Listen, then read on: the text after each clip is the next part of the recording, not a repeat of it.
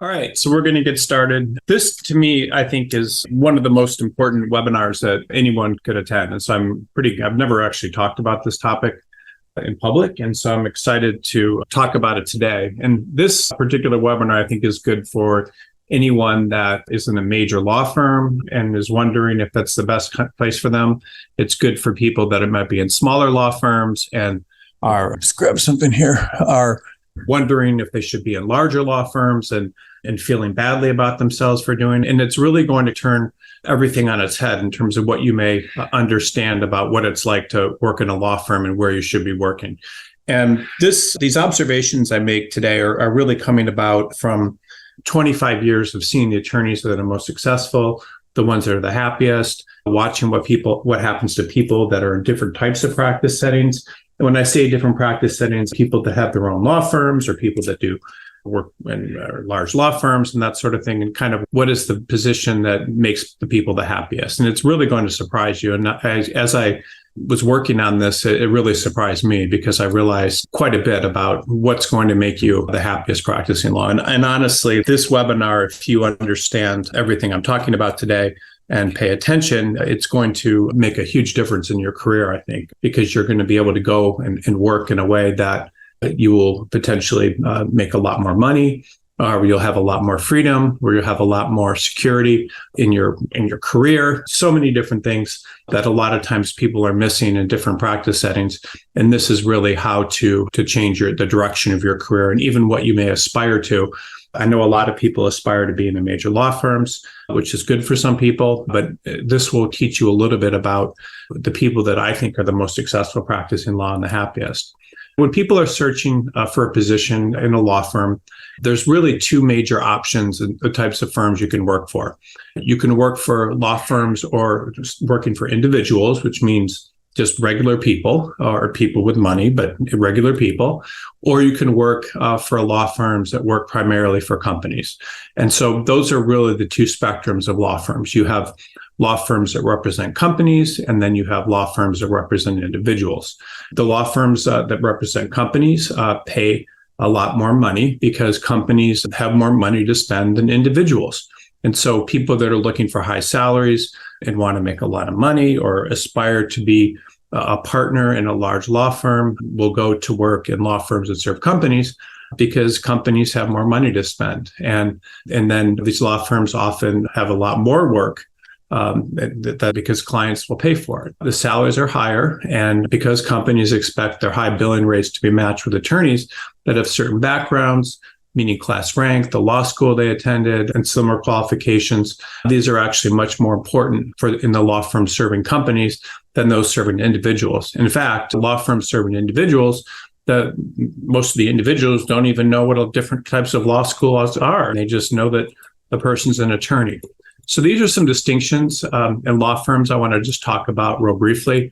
One of the things, too, I just wanted to mention that this is a live webinar. You can, when I'm done with everything, you can ask as many questions as you want, but we'll start off with these distinctions on law firms. So when I was starting my career, I was working for a federal district judge in a post office, essentially above in a former lumber town that had been basically slowly going out of business with things shutting down since the early 1900s. And we had, I remember, a class action that was filed by the former employees of banana pickers somewhere in Central America against Dow Chemical, which was located in Midland, Michigan, not too far from the courthouse.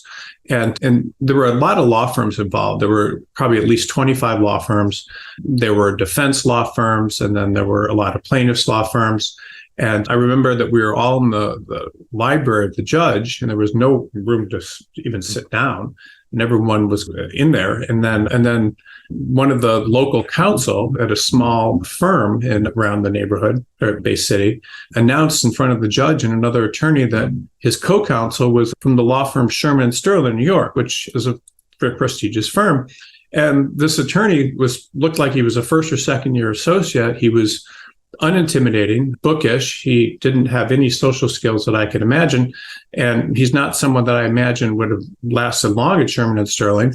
But even with the exception of the judge, who could have cared less, the the people in the room seemed to look at this young first-year associate in awe, all at unison at the same time. And then they kept looking back at him as if he was some sort of incredible attorney because he was at this law firm. And I thought to myself, like, this is crazy. Like, I worked in a New York law firm over the summer, and I didn't understand at a prestigious firm why people would be so impressed with someone that was an associate. And these were all personal injury attorneys and defense attorneys from small firms. And as soon as I became a recruiter, I saw the same thing repeat itself on a daily basis. Law attorneys at prestigious law firms that were serving individuals, if you called them up and you wanted to talk to them about working at a larger law firm, most would always jump at the chance. Even partners that were 20 years on in a mid-sized law firm, if the opportunity to work at a much more prestigious law firm came around, they would also jump at the chance. And it seemed like everywhere I was turning, like everyone was in awe of these attorneys at big law firms and wanted to work there, or if they were there, wanted to stay there. And there's lots of different brands in terms of the law firms that serve companies. There's huge differences. They're the very, very most prestigious firms, and then there's lesser prestigious firms, and then there's mid-sized firms and regional firms. But the thing is that what I've noticed and throughout my career is attorneys at less prestigious firms that are working for companies almost always seem to want to move up to more prestigious firms.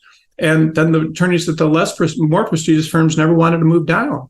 And at the firms serving companies, rather than go to a less prestigious firm, these attorneys often want to go in-house, or they would prefer to leave the practice of law completely if they couldn't stay employed there, preferably in the largest cities. So everyone it's crazy. And I don't like the way this works. I'm going to tell you in a few minutes why it's wrong. There's a presumption among law students and law firms representing companies that it's much more prestigious, and these are the best opportunities, and namely because of the prestige of the firms, the salaries, and more. And there's also a presumption in all of the attorneys in law firms representing companies that their law firms are better places to work. And the attorneys that don't work there feel inferior, and they feel like there's some, especially ones representing individuals, that they're somehow missing out on something and inferior to the attorneys working in large law firms. And honestly, none of this is correct. And it makes no sense when you really get down to it and compare the two types of law firms. So over the past several years, and even recently as the past 2 or 3 years, I've come to a different realization about how attorneys at different levels should think about representing individuals or smaller law firms. And I've realized this because from what I've seen in terms of the result, the happiness and everything that attorneys are experiencing at each, I just think it doesn't make any sense. Until recently, our firm, BCG, and when I say recently, I mean in the past 3 to 5 years, the only candidates at my company or any company that was in the recruiting field would want to represent were attorneys who had gone to the best law schools and were working in the best firms and preferably in the largest cities. And a lot of recruiters, and you can see this when you go to the bios of different recruiting firms, they have people working there, the recruiters that are basically there because they want to remain connected to the big firms and big firm attorneys through their roles as advisors and helping people ostensibly move around to these big firms. And in our company, if anybody went against this orthodoxy and other companies in the field, candidates that were not from the best firms were just rejected. Their calls weren't returned as quickly as they should have been. Their resumes weren't paid attention to. And even in all recruiting firms, statements and the idea was that attorneys that weren't from these best firms were somehow second-class citizens, and at least in the legal profession. And then a lot of the more prestigious law firms are also of this opinion. So if we represent an attorney that wasn't from the most prestigious law schools and coming from the best firms without the best grades, the law firms would get angry. They would threaten to never do business with us again if we continued having faith in less qualified attorneys. And then just the message was very firm that this kind of behavior is unacceptable. So I'd like everyone today I want to challenge some of these assumptions and thinking about what success means in the legal field. So there's reasons that law firms behave this way. It's because they represent companies. Those companies have general counsels. They charge high billing rates. They want to look like they have the best attorneys there, at least on paper. But this basically eliminates from recruiting firms what they typically think of, and we don't do this anymore, but it eliminates 98% of the attorneys in the market, meaning there's only about 2% of the attorneys practicing law that have the qualifications at any one time to get into these major law firms. And the same firms would get mad at us, even if, and this is what I want you to understand, even if we're representing someone from a top law firm, if even the great law schools, once the attorney gets more than 6 or 7 years of experience, the law firm also would get mad at us, meaning there's this like sweet spot of 1 to 6 years. But once the person gets beyond that, the large law firms no longer want anything to do with the people. Not all of them. And there's a lot of exceptions to this. And so even most firms that don't observe this, but they expect attorneys, once they get 7 or 8 years of experience, to start having substantial portable business. And of course, these attorneys don't have substantial portable business. They've been billing crazy hours to the largest clients all the time. And so they don't have time to develop business. So I just want you to understand what this means. This means that even if you end up going to a major law firm, after 6 or 7 years, the game is, over. Unless you have a lot of business. You can go in-house. You may want to go to a smaller law firm sometimes, but it's very sad. I remember I've talked to attorneys that are senior like this and telling them that there's no opportunities or no one's biting, and they're ready. They break down and cry. People at major law firms, this is what happens when people try to play this game. And the idea is, when you think about, can they get business as senior associates? No major company is ever going to give business to an associate. Why would you? If you're a giant company that these law firms need, why would you give business to an associate? So what happens is, after 6 or 7 years, sometimes longer, sometimes they can make you an associate indefinitely, which I've seen some firms do that, but not many. Once you outlive your use at most large law firms, you're pretty much pushed aside. And for younger models or models with business are brought in to take your place. Now, I'm not criticizing large law firms for this. This is the way the model's always been. It's worked this way for generations of attorneys. So this is not an attack on large law firms. It's just the business model. It was initially developed by Cravath, Swaine & Moore in the 1950s, and other large law firms that started, basically Cravath started looking at the way that companies like IBM were structuring their business and started structuring their firm in a way to be like that. Cravath became very successful, and then other large law firms essentially started copying that business model. And there's no reason that law firms are ever going to stop this. This is just how they work, especially the large law firms. So what I'm going to talk about today is some experiences that I've had watching attorneys in different practice settings, how successful they are, how happy they are, how self-confident they are, how able they are to keep their career on track longer than 6 or 7 years. And the other thing too is, you have to understand, is the hours. I'm not even talking about the quality of life issues, which are the hours, the stress, all these sorts of things that happen to a lot of people in large law firms. I'll mention a few of those today, but I just will talk about some of these other practice areas first. So these are some personal experiences I have with divorce attorneys and observations on their success. Now, I want to tell you something that's very interesting to me. I have a lot of divorce attorneys at BCG. They get more interviews than attorneys that are trying to move around between large law firms. Now, not all of them do, but this is a very in-demand practice area at the moment.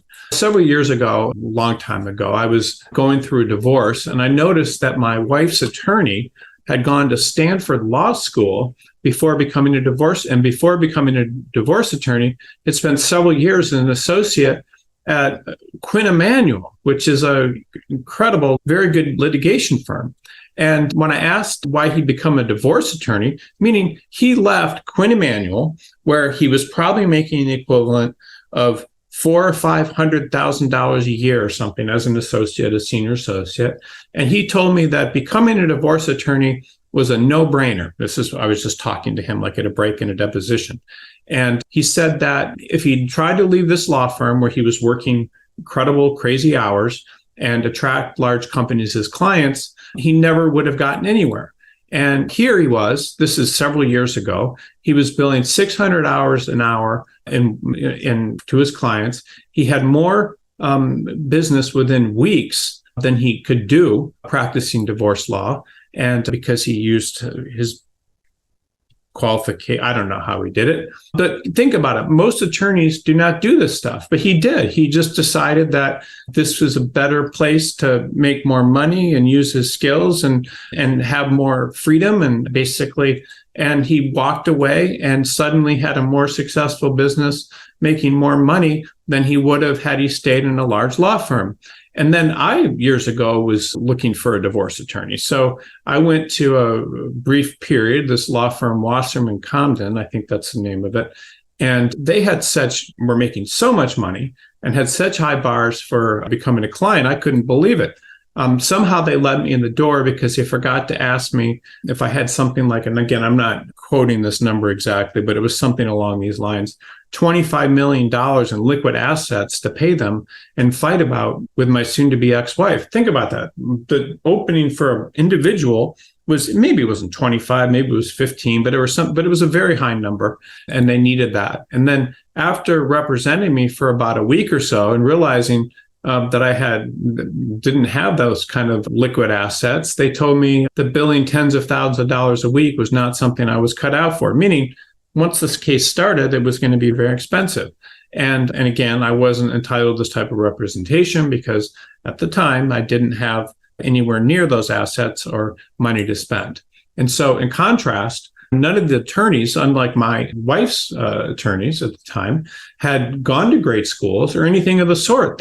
Most of them were students from local law schools around LA, and they seemed to be doing quite well representing people. And then Bruce Wasser, when he realized my financial condition, told me that I needed a Ford and not a Ferrari for my divorce, led me out of the office, down a hall, to an attorney whose name was the law office of, and it was the man's name, and essentially dropped me off at his door and told me what I needed.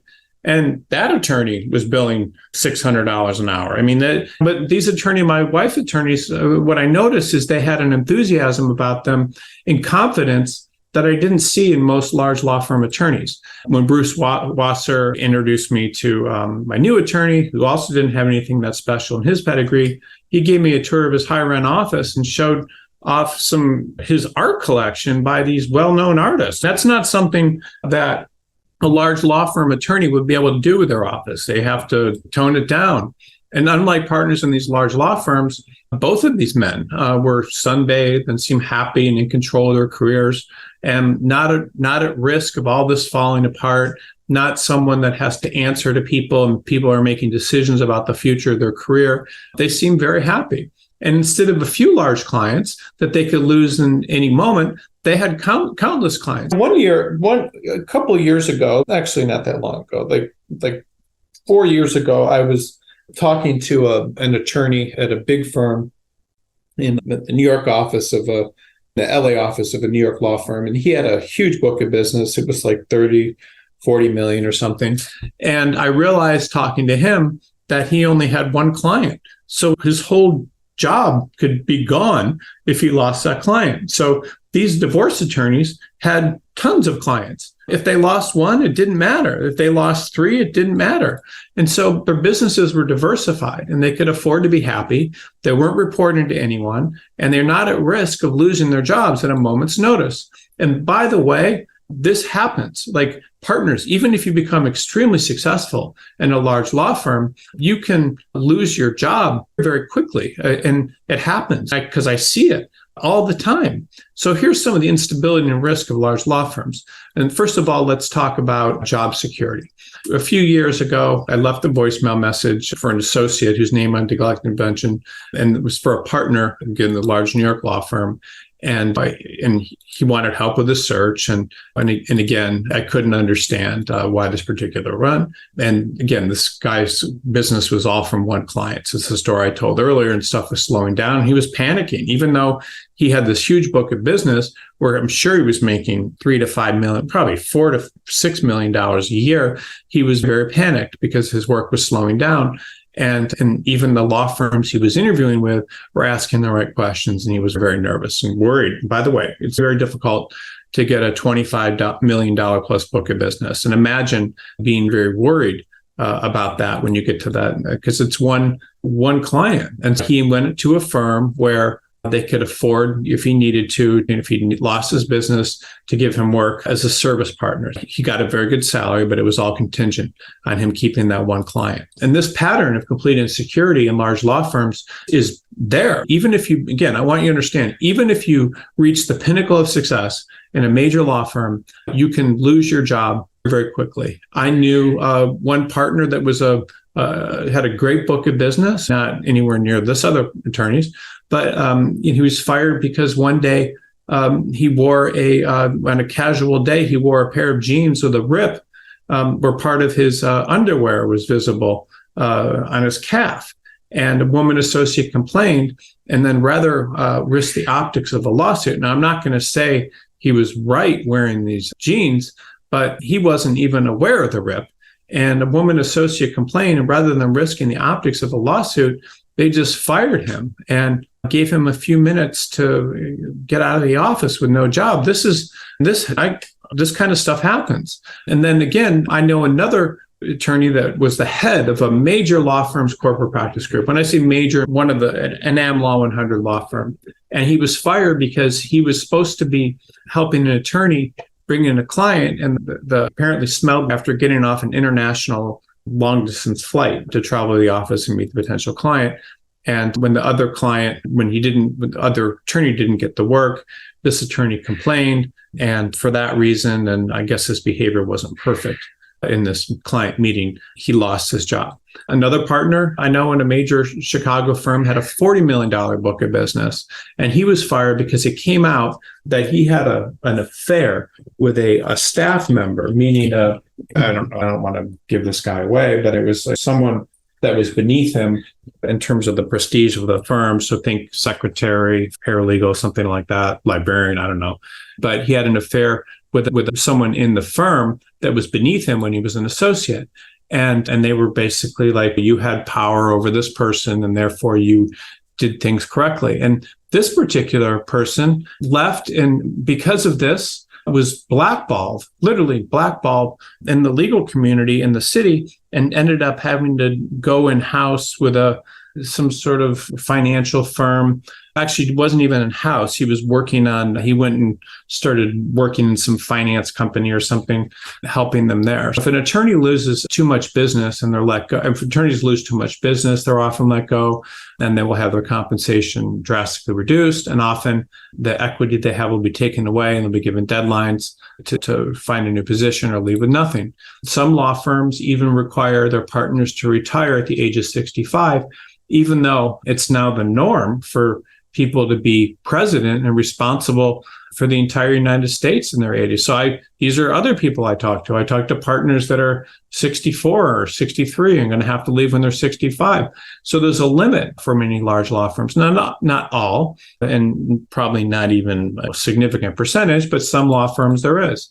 And when these people, different types of people that lose business, that have complaints brought against them, that are fired, and then these law firms people are considered toxic, and their careers often come to an end. Now, I'm not saying that large law firms are bad, but what I am trying to do is frame the fact that you have to, and anytime you're working for a large law firm, it's like working for a large corporation. These attorneys all need to toe a party line and do whatever they can to please their peers and not get in trouble. And this is the way it is in corporate America too. Like I know I have a friend that was a high-ranking person in the NFL, and some football players wanted to go out to a strip club, and he drove them and didn't go in.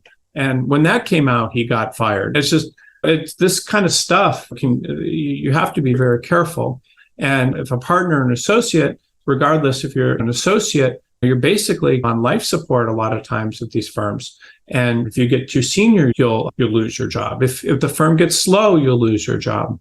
And so everyone in these large law firms, a lot of them are very scared, and you have to blend in. But again, there's a lot of great things about large law firms, and I'm not by any means suggesting that there's not. But what I want everyone to understand is that they often offer a lot less security. They will force you out at a moment's notice. They make it much harder to get clients because you need to bring in large clients that will spend the money. And it's very hard to get clients when you're an associate. They will make it very difficult for you to get an established client base. One of the reasons is they do conflict checks. They will give credit to someone that have known a client 5 years ago, even if you bring them in. And so they're very difficult places to work. And I'm not criticizing large law firms. There are some very good things about them. For example, you can make a lot more money as an associate. You also can make a lot of money as a partner. You also get the opportunity to represent large companies that have large budgets that can bring in huge fees. You can get very good support. There's a prestige level to them that will enable you to go into in-house positions that are very difficult to get. There's a million good things about large law firms, but it's also very difficult for people to understand why there are not, and how going another route with your practice could actually make you much better off in the long run. So let's talk about attorneys serving individuals and not companies. So individuals and not companies are things like personal injury law, immigration law. I don't know, there's tons of them, immigration, family law, and I'll talk about some of those today. But so for the last several years of my career, I've noticed in business groups and things that I've been part of that some of the most successful attorneys who are the most secure, meaning the happiest, that less walking on pins and needles, work for themselves or in practice areas where they're serving individuals and not companies, meaning they're working for people. And I just keep seeing it over and over again. And I think that the percentage of people in the percentage of attorneys in the population that are representing individuals and not companies is probably in the neighborhood of 95 to 98% out there. So once you get, even in the large cities, there's thousands or tens of thousands of people representing individuals. But once you get outside of large cities and anywhere that's not on the coast, with the exception of Chicago and a couple other, almost all the law firms are representing individuals. A few years ago, a woman stopped by my house to look at a piece of exercise-related equipment I was selling for a friend of hers who wanted to ship it to Chicago. And she told me she was an immigration attorney with a private practice. And so I was interested in talking to her some more. And so I asked her some questions. And before long, I learned that she had over 50 employees in her law firm and was grossing, meaning bringing in over $20 million a year. Now, she wasn't doing all the work herself. She had teams of people helping her, but her firm was grossing $20 million a year. And she had these personal relationships that she had developed where she could pick up the phone and speak with high-ranking diplomats of different countries. And then one country, I don't know, it was Malta or something, where she was referring business from people that were spending $1 million to get citizenship or passports or something, had recently knighted her, given her a knightship for sending them so much passport business. And she lives in a house that was designed by a world famous architect that's in books and things about what a great special house it is. And she has no boss, and she's done all this without ever working for another attorney when she started her own firm. She graduated from law school and couldn't even get a job, meaning no one would hire her because she hadn't done that well in law school. And so she couldn't get a position. So she tried to figure out what to do. And she was from another country, and she had to learn how to get citizenship in the United States. And so she ended up starting her own law firm. And I've seen this again and again. I worked with a woman not too long ago that had like a $3 million book of business or she was making $3 million a year off of a larger book of business that was like 10 million doing immigration law for families that were Indian living in and moving to New York. And then it's just on and on. I keep seeing all these immigration attorneys that are very successful. And it's very interesting because all of a sudden, a lot of them have pictures of themselves taking with different politicians, and it's just the president, and it's just very funny. And these people are also very happy and self-confident, and they talk about their vacations and their cars, and it's just different. And more recently, I've begun meeting a lot of personal injury attorneys around Los Angeles through a business group I'm part of, where you have to basically have a business. I don't know what it is, but it grosses more than 10 million or 12, 15 million a year and has over 50 employees or something. This is the requirement to get in this business group. And there's a bunch of personal injury attorneys there. And a lot of them have incredible qualifications. One went to Harvard and was actually the youngest graduate in Harvard Law School history, worked for Melvin E. Myers. Another guy I know went to Michigan and started his own firm. And another went to an unaccredited law school and started their own firm. And I didn't know much about one of them until he showed me pictures of a jet he just bought that he also learned to fly. Another one of them worked for 8 years in an American AmLaw 100 law firm, made partner, big firm, I don't know what it is, Alston and Bird or something, and then left to do personal injury work, and now has a good-sized personal injury law firm where he's doing these cases. Every single one of these guys makes more money, has more freedom, seems healthier and happier than many of their counterparts in large law firms. And I don't even know, but I was reading the Wall Street Journal, and they have this thing where they talk about Mansion or something weekly where they talk about people in these great houses. And I was reading some story like a month or two ago, and it was about some guy that bought this house for $25 million and then put $15 million into redecorating. And this is in LA. And I was like, wow, I wonder who this guy is. And because he looked very young, in a very young family. And I looked him up, and he was a personal injury attorney. So these are real jobs where, and again, it's not all about the money. These people seem happy. It's like they vibrant and alive, and they work out, and it's different from what you typically see of attorneys in large law firms. So I hope you are getting what I'm saying here, that there's a lot of different options out there. I don't think any one of these people would have become partners in large law firms. The guy from Harvard, maybe. Another one did become partners, but a lot of them wouldn't. And I don't think any of these people would have been successful had they gone to work inside of large companies.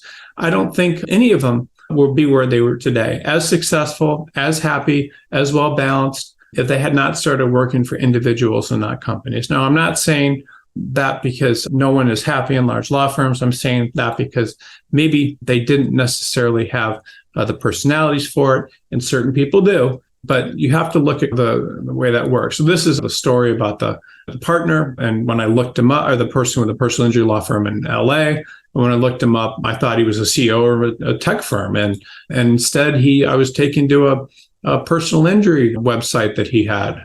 And it was like the personal injury law firm sites are all the same. As I got so-and-so 30 million, I got so-and-so 10 million. And they're all fairly poorly designed. There's a picture of the personal injury attorney, maybe a few others working for them on the site. And this is just how it works. This family got this, and this family got this. And I remember when I was 32 years old, I purchased a home.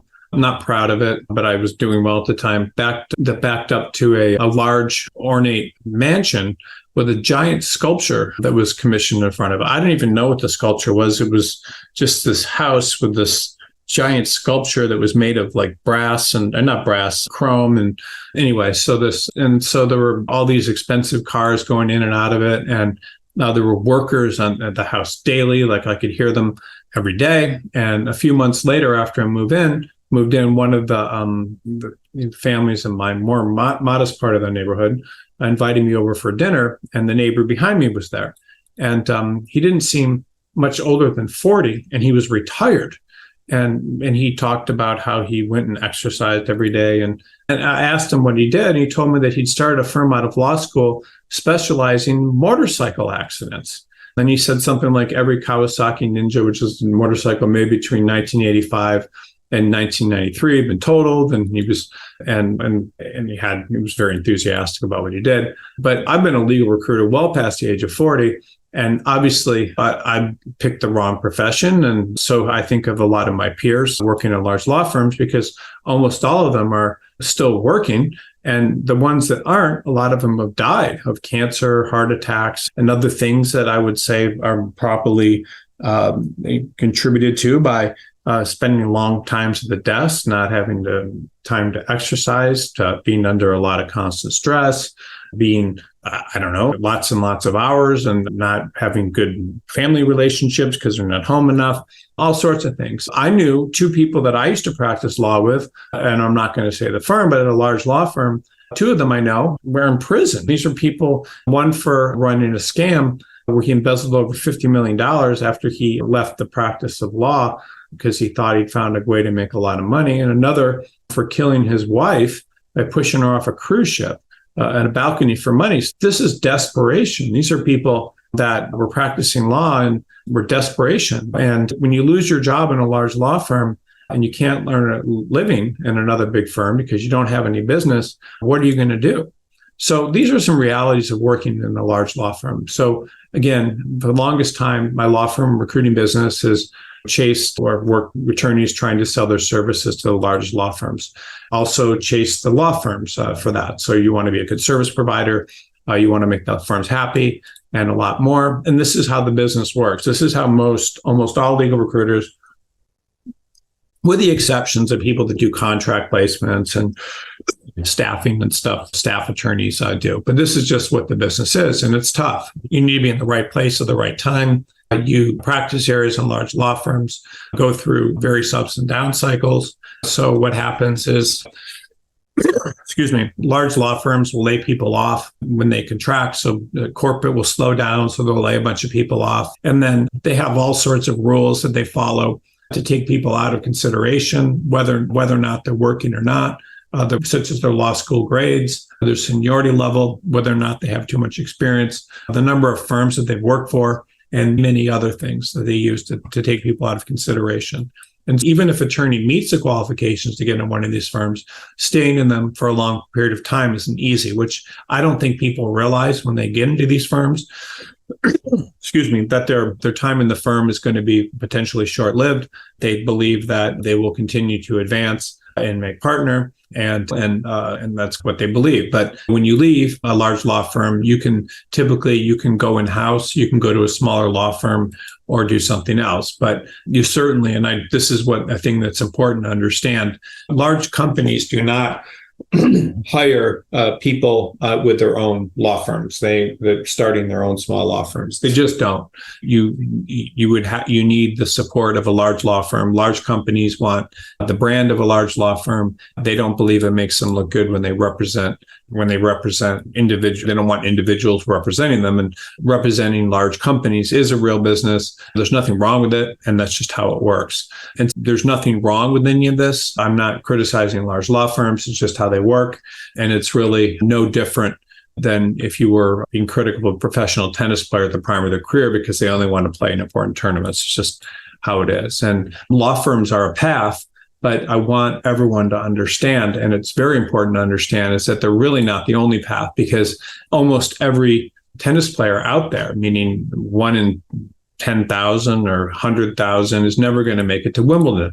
It doesn't mean that the attorneys that don't make it to Wimbledon are any less deserving of the right to play tennis or the right to make money playing tennis or to feel good about themselves. So these are just things to understand. Like, you do not have to work at a large law firm to have happiness practicing law. It's just not how it works. So there's different types of attorneys that I work with. And I certainly work with large attorneys and large law firms. I'm an expert in it because I've been doing it for decades, and I continue to get better and better at it. But recently, I've started working with attorneys, a lot of them, that do company or individual facing work, which is insurance defense, insurance defense is more like working in a law firm, but you typically are representing individuals, family law, personal injury, trust and estates, immigration, and other practice areas where an attorney typically will represent an individual. And literally what happens is the recruiters in my firm, no different than any other law firm, recruiting firm, are not interested in representing these types of attorneys because it's not part of the typical business model that people have been trained in for generations of recruiters. And so I still have our recruiters work with the best attorneys. It's still happening, but I work with the people that other recruiters won't work with, and in practice areas, recruiters work with. And I remember when I first started recruiting, I had a coach that told me that if I start working the leads that come in, everyone will quit. So you need to give away the leads to your recruiters to keep them. And because of that, I don't work as much with the high quality candidates. I still keep my foot in the water, but not as much as I had in the past. So I want to talk a little bit about consumer facing law versus not corporate law, but company facing practice areas. And so when I first started working with attorneys in consumer facing practice areas, I saw that a lot of them were actually very marketable. This 95 to 98% that, traditionally as other recruiting firms were ignoring, were teaching me a lot of lessons about what worked in legal placement recruiting and what didn't. And there's actually a lot of demand for these attorneys in these fake practice areas. And as a matter of fact, there's a very hungry market of law firms for these types of attorneys. There's demand in both large and small markets. And you can get a job if you are one of these practice areas. And pretty much anywhere you are in the country, you can get a job through a recruiter instead of working in large markets with a ton of competition. For these law firms serving companies, you can work anywhere from the largest to the smallest markets. Another thing that's interesting is when you're trying to work in large law firms, there's just a ton of competition. There's so many people for any time there's an opening in a major law firm in a big city, like everyone's applying, it's just crazy. But if you're serving individuals and understand how to attract these individuals, which are the ways that everyone knows, which are billboards, online advertisements, social media, radio, and TV. But if you're good enough at advertising, you can generate tons of clients without too much difficulty. It becomes very easy. And when you work in practice areas representing individuals, you're really learning a business. You can start at any time. Anybody can take out a billboard. Anybody can learn social media marketing. Anybody can do all these things that don't work if you're trying to place people, if trying to get a job in a large law firm and get clients. And with these consumer-facing practice areas, you can work in a large market, a medium market, or a smaller market if you need a job and want to work for someone. So what I'm saying is, if you want to work in major law firms, most of the time, you need to be in a major city. And if you're in a major city, not all these jobs are remote. Most of them aren't. That means you need to start commuting.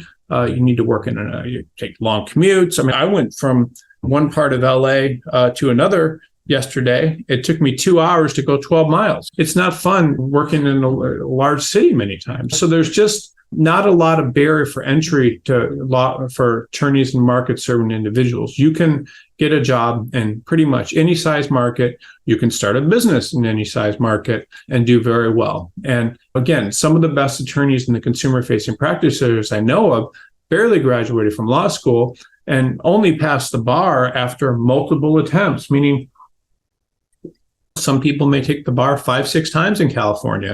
It's a hard exam and they don't study enough. But you can be an attorney in these practice areas, whether or not you have world-class credentials. It's just possible. It's not you, and you can do very well in these practice areas. And but the law firms that work for companies are just different.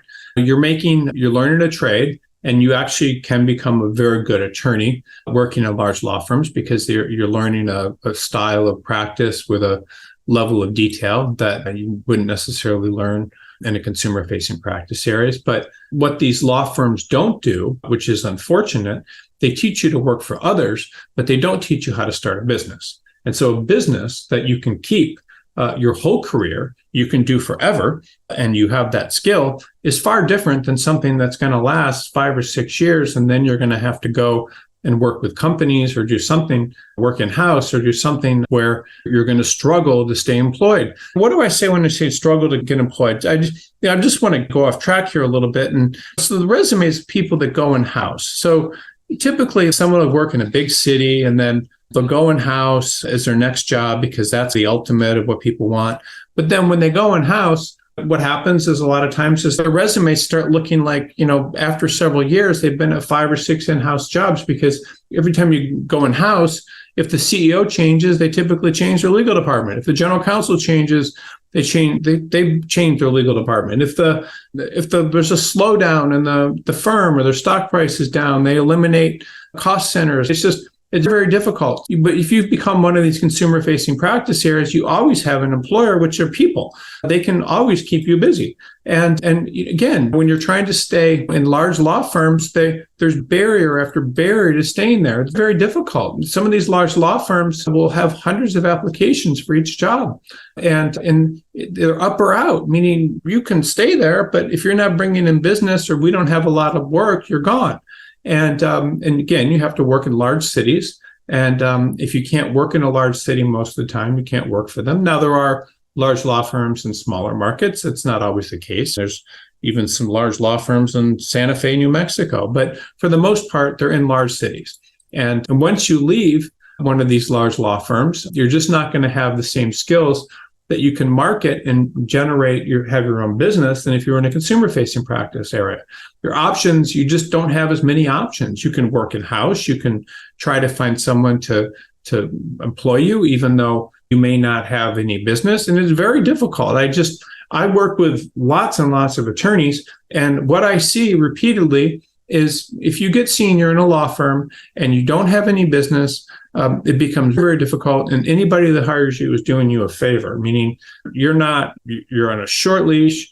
You're probably not going to stay a long time there. And it's just, and you have to get along with people very well and very thankful for the work and all these sorts of things. Your self-confidence suffers. You're worried about staying employed. All sorts of things happen. And so here's some of the challenges and opportunities. I see attorneys working in large law firms as associates and then asked to leave before they are told to lose their jobs. And again, when people go in-house, they're often there for a few years. And most people do not last in these in-house jobs more than a few years. There's so many reasons that I talked about earlier. But once you get out of a law firm, what the in-house company is interested in your fresh legal skills, meaning you've been practicing in a practice area, you have immediately transferable skills.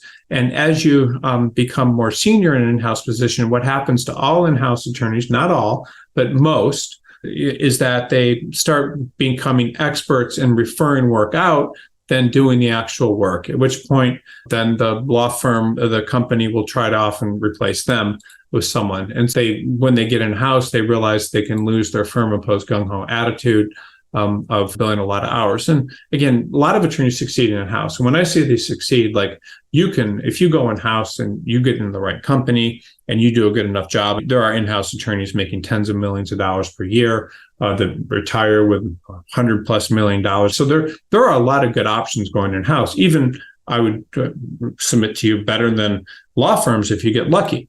But again, a lot of attorneys that leave law firms as well will go large law firms will go to small law firms.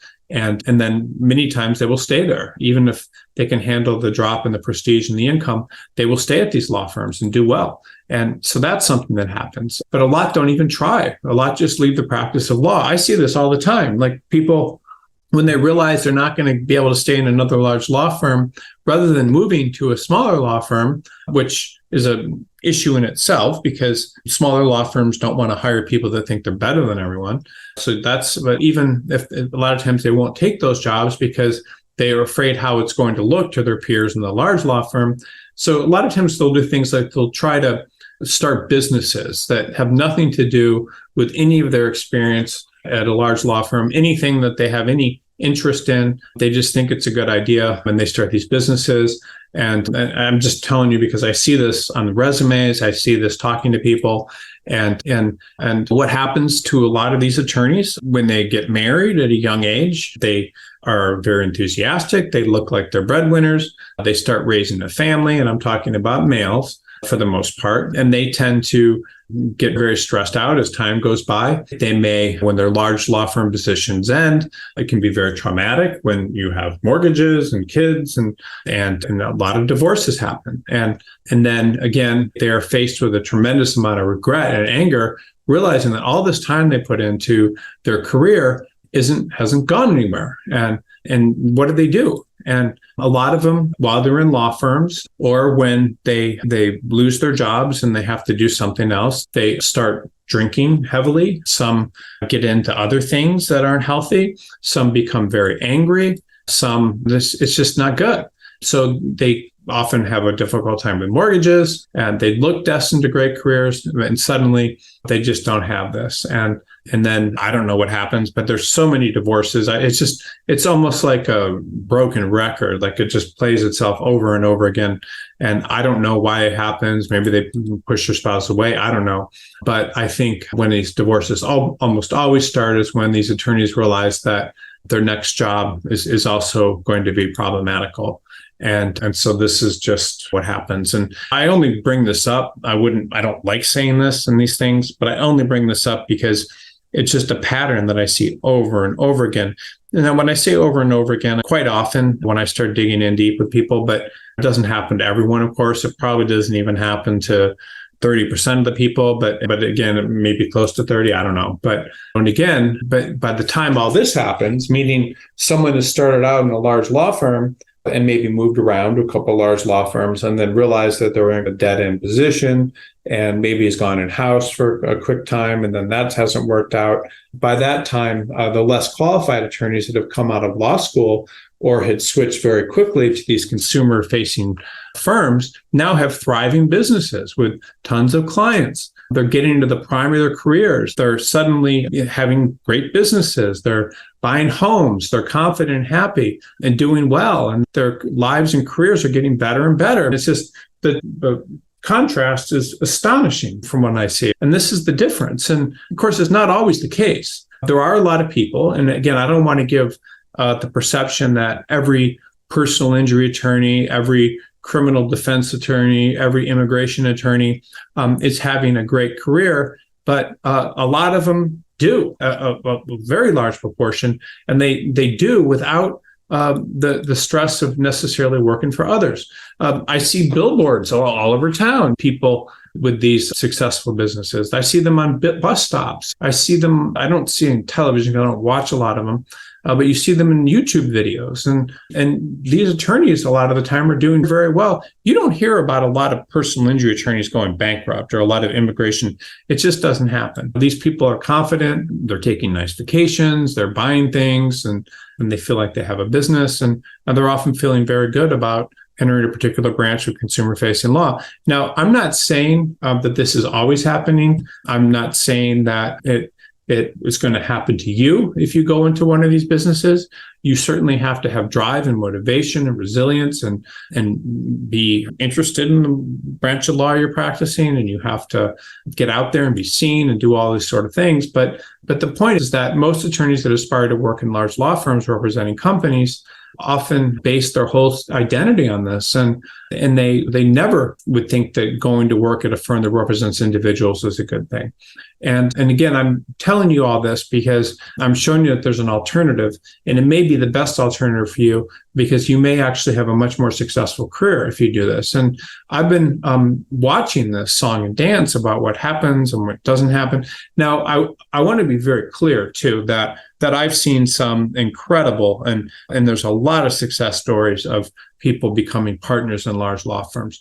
There's success stories of people becoming partners in large law firms and handling the stress extremely well, and being fit and happy and having good marriages and making a ton of money and doing a good job and being very good at generating business. And this is real. And there are a lot of superstar winners and people that get things done inside of large law firms. So I am not for any moment criticizing this, but I'm telling you that it's a much harder path to do. You have to be smarter. You have to be more motivated. You have to be more willing to bill hours. You have to be more willing to get business. There's a lot of things you have to do in these sort of positions that may be easier for you, or you may do better than if you did it in another way. You also have to play office politics, and you have to be liked by the right people. And there's just a lot of stuff you need to do. So again, when you're a young attorney coming out of school, you may think that working for a law firm representing individuals is some sort of lack of success, that you're not making as much money, that you're not as prestigious of a business, that you're not representing the largest clients. But the reality is that there's actually much more opportunity for you if your firms are representing individuals than companies, because you're learning. And I want to really make this clear. Instead of just learning to practice law, which is fine at a high level and being a good attorney, which is actually a very useful skill. If it was my choice, I think it would be actually smart if you can get a job with a very good law firm to do that and do it for a few years, to have it on your resume and to basically have a position of pride and strength and things. But at some point, if you decide that path's not for you, to maybe do what these other people have done, which is to start these consumer-facing law firms, or to go to a firm like that to learn. Because when you get into this type of position, especially when you start on your own, you're avoiding politics, you're advancing, and you're going to be rewarded directly for what you contribute and do. And you are learning a business. So learning a business, if you go to work in a small personal injury firm, you're going to learn how they do it. And you're going to do very well. And you can, if you do things right, and you learn how their most successful attorneys are marketing, how they're working cases and things. And you don't see attorneys from the largest law firms reaching the heights of the most successful people in consumer-facing practice areas, but they often do. I remember there's this guy, it was Thomas J. Henry, and he did something like, I don't know what it was, a $2 to $5 million quinceañera, which is a 15th birthday for his daughter. I think it might have been held at a stadium or something.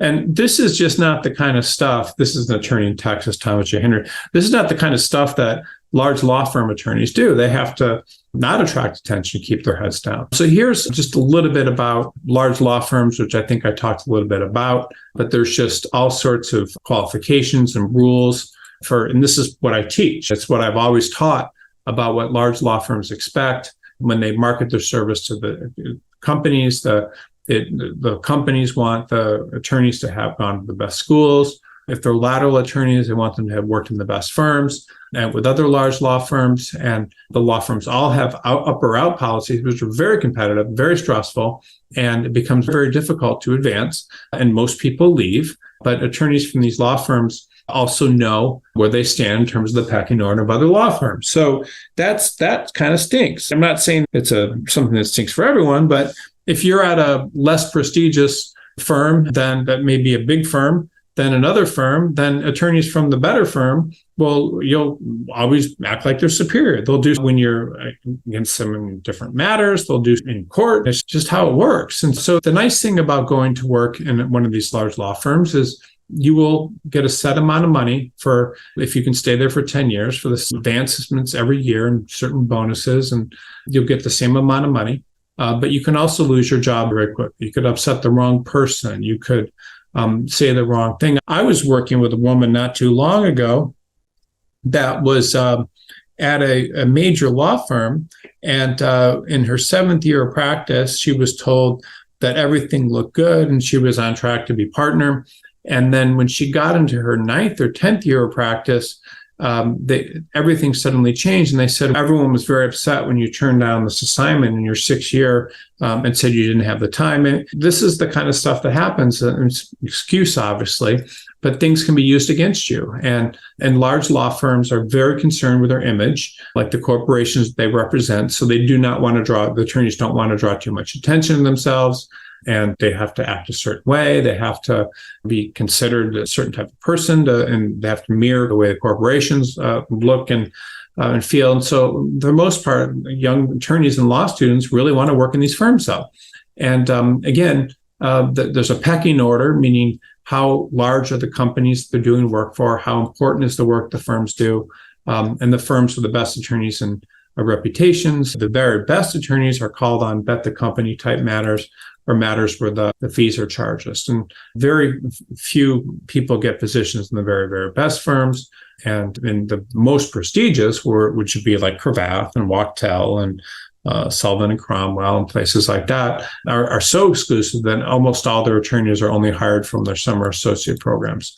And they have well-designed cultures and what they want to protect. And they're also very specialized. What that means is those attorneys will work on a small subset of corporate matters. So instead of just working on corporate M&A, they might work on corporate M&A with hospitals or health systems. And these types of attorneys we rank very highly. Recruiters don't even make placements at these firms because all their hiring is not done laterally. There's not a lot of them.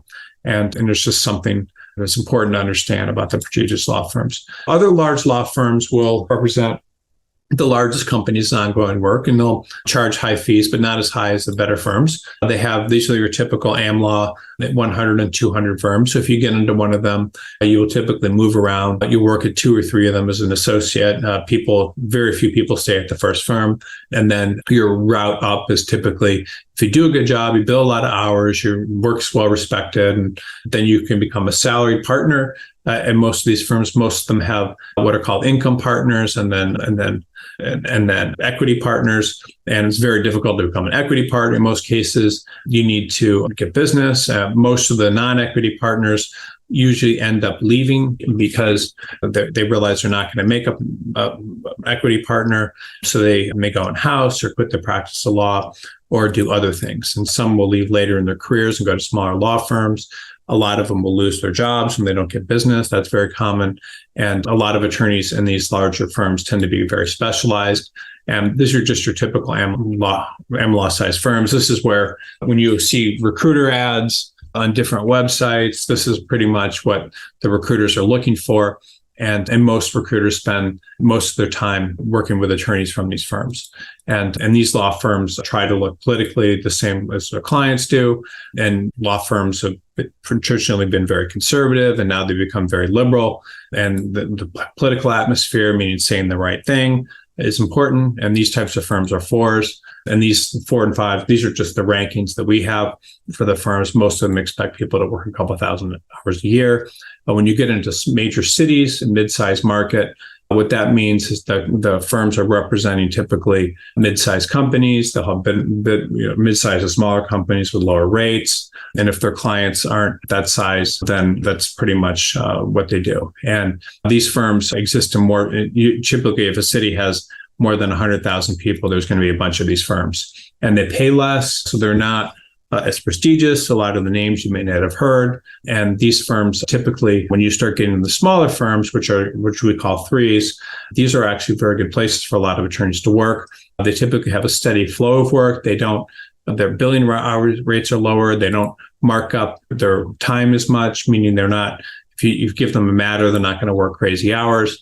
And these law firms typically have their attorneys doing multiple things in their practice area. So an example would be an attorney at a large firm, a 4 or 5 firm might do only M&A, but in a mid-sized firm, this attorney might do corporate general work. They might do just different types of corporate work because the law firm typically doesn't have enough work or high-paying clients in that area who demand that the attorneys be so specialized. And they can't because there's not enough work that's specialized. And then these smaller firms, this is what I wanted to talk to you about that I think is most important. The firms that are smaller typically represent individuals, have much lower hiring standards. They don't pay as much, that they often pay a fraction of the amount that the largest firms pay. They may often be run by one person. Some of them are traditional type partnerships. For example, there's a lot of insurance defense firms that do this, but many are not even partnerships at all. Some of them may represent companies. For an example, an insurance defense attorney will work for an insurance company, but the person is actually hired to represent individuals. And some smaller firms specializing in represent individuals. Some of them will represent small businesses, but not all of them. So again, the recruiters pretty much can't believe that the only people that you need to represent are people that are working at large firms. It's not really pretty much outside what people believe. And again, if you're a recruiter, you have a way that works. And so you put all your time into that. And again, I would do the same thing if I was a recruiter, but this is just how every recruiting business works. So if you are a attorney and you've been applying to jobs at recruiting firms, with our recruiting firms are posting on job boards and things, unless you are fitting this very narrow criteria of people, which means you're at a large law firm and you have 1 to 6 years, maybe 7 of experience, they're not going to be interested in you. Years ago, I hired an attorney to work for me this is just a funny story before we wind this up and start taking questions, but he graduated in the top 3 students in his class from the University of Texas Law School. And he might have been first. There was an award that went to people that were in the top 3, graduating the top 3 people in their class, and he got that award. He was from Los Angeles and not interested in working for a law firm. He never took a job in a large law firm. He was the kind of guy that played video games, and I'm not sure he even did anything after his first year of law school, anything after his second year of law school, and anything in terms of working in a law firm after his third year of law school. He just wasn't interested. And he started his own firm. And a year or so into this, I had taken out an advertisement seeking an in-house counsel, I think, and also just posted on BCG. And I ended up hiring him. And he immediately said when he started that he didn't like working in an office and preferred to sit in his living room in front of his television and work on his laptop. And then I told him no, and he quit. And a day or so later, he called me back and he agreed he would come in at a certain hour each day and then leave by 3 or so each day. And this was in the days before remote work, so it was unusual. And then when he started working for me, I realized his work product wasn't that good. He had never been trained by a law firm. He just had always done what he wanted.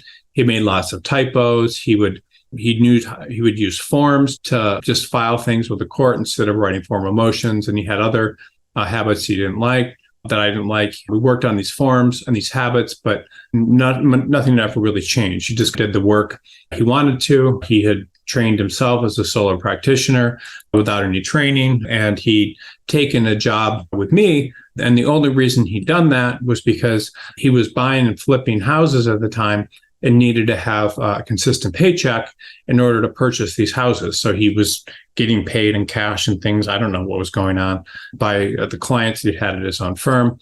And then he wanted a job just so he was showing income so he could buy houses where he was really making money. And the clients he'd been representing up until that point were all clients who were pretty much paid in cash. And so he didn't want to show that as income, I believe. But again, I don't know. And I'm not saying anything negative about this person. That's just what I believe was happening. I'm not sure if it was true or not.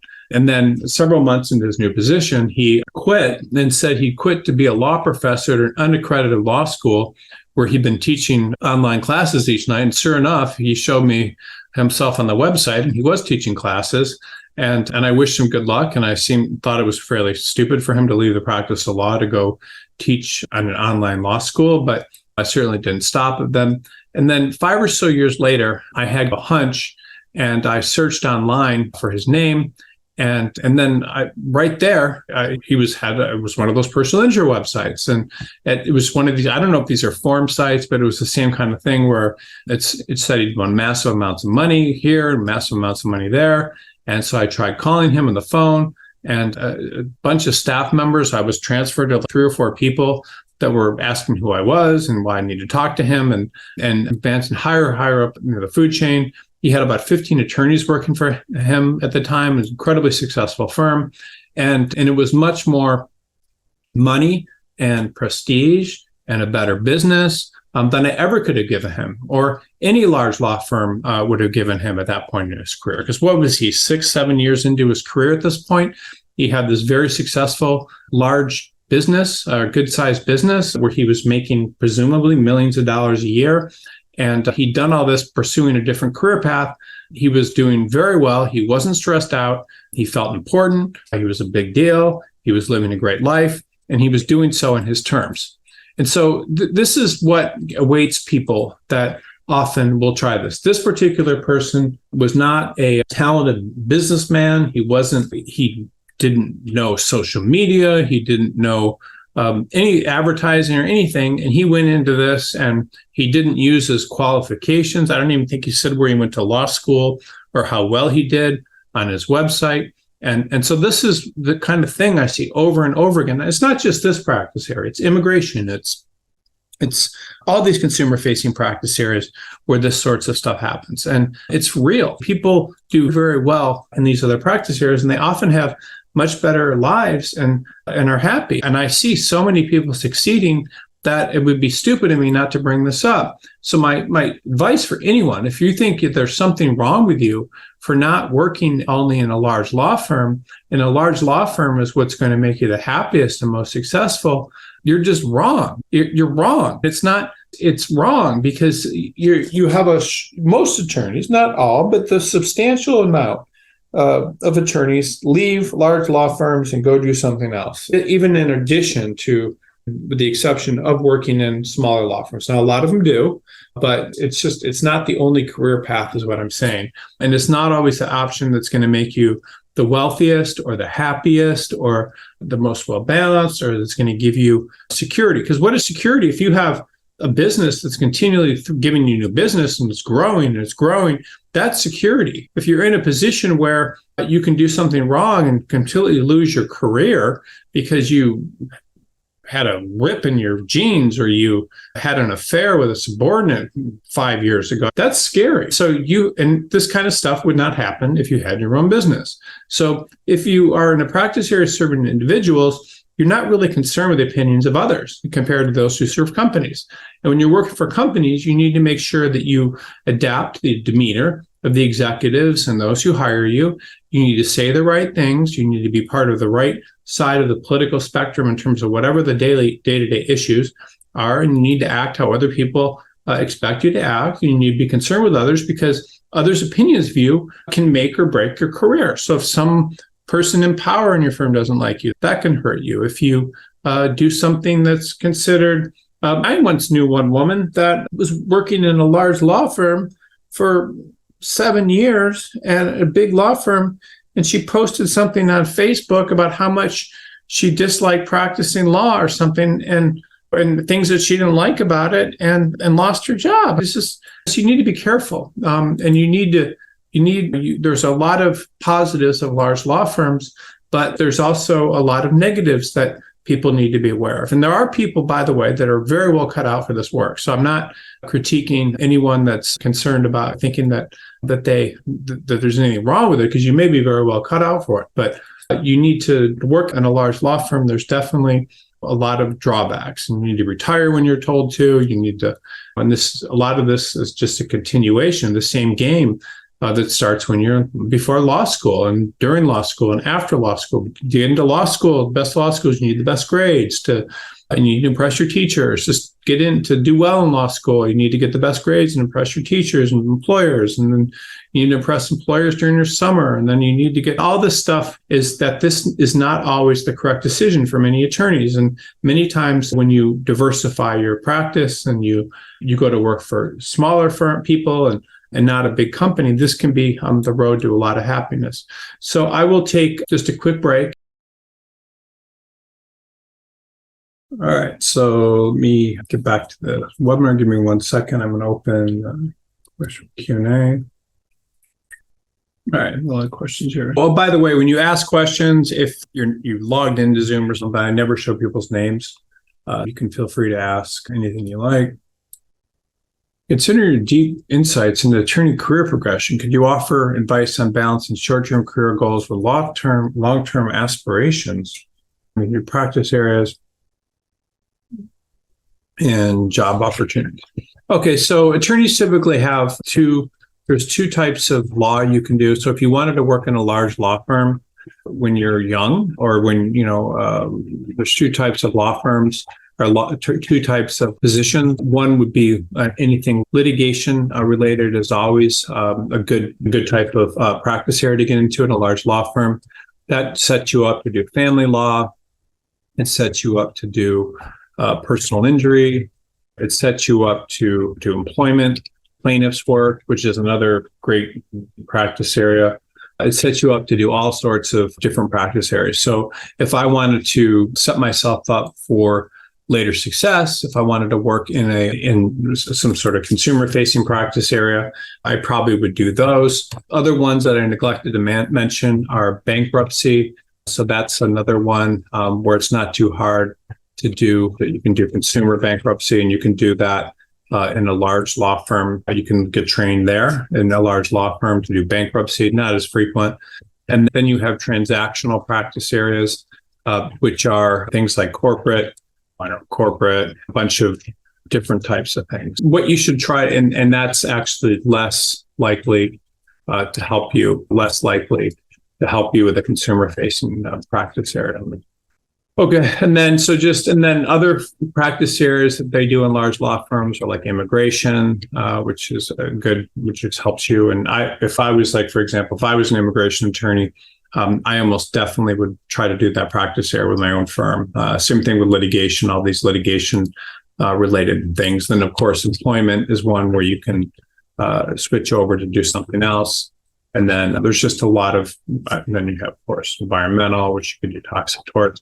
So what I would say is if I was going to work and if I was thinking about this kind of career progression, meaning I wanted to work eventually in my own firm or I wanted to set myself up to do that, I would think in terms of what would I get into.